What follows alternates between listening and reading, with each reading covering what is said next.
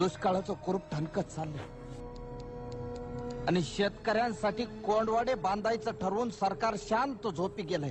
देश महासत्ता होण्याचे स्वप्न बघण्यासाठी खिचडीसाठी शाळेत जाणाऱ्या पोरानं चोरून आणलेले 2 घास खाताना त्याच्या बापाला अभिमान वाटावा पोराचा का स्वतःच्या जगण्याची लाज.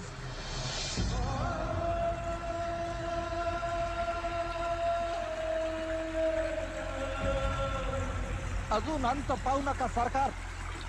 शेताचा मसनवाटा झालेला आहे. ज्या दिवशी शेतमालाला भाव मिळत नाही म्हणून उभं पीक जाळतो आम्ही, त्या दिवशी तुमच्या नावानं सुतकच पाळतो आम्ही.